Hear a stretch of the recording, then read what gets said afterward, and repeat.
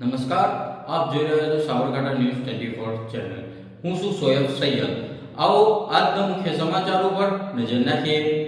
સાબરકાંઠાના હિંમતનગર તાલુકાના પરબડા ગામના સરપંચ પદ ઉમેદવાર તારીખ 8 જૂન 2025ના રોજ મોહસીન ખાન બલોચે જાતે ડોર ટુ ડોર સમર્થનમાં ભવ્ય રોડ શો યોજાયો હતો. આગામી સરપંચ ચૂંટણીના ઉમેદવાર મોહસીન ખાન બલોચના સમર્થનમાં 8 જૂન 2025ના રોજ એક ભવ્ય રોડ શોનું આયોજન કરવામાં આવ્યું હતું. આ રોડ શો શરૂઆતનું સ્થળ પરબડા વિસ્તારનો મુખ્ય ચોક જાવેદ વસીમ મસ્જિદ મેદાનમાં ભવ્ય સ્વાગત કરીને અંતિમ સ્થળ ગામની શાળા અને મંદિર ખાતે સમાપ્ત થયું હતું.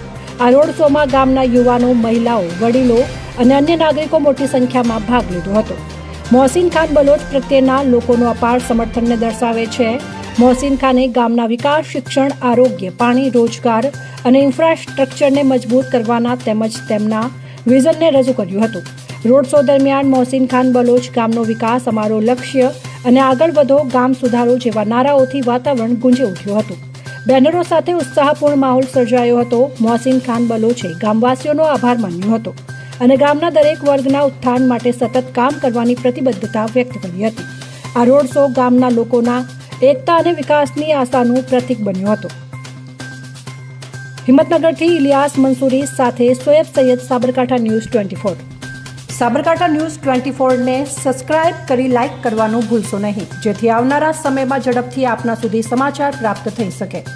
રિપોર્ટર સોયબ સૈયદ, સાબરકાંઠા.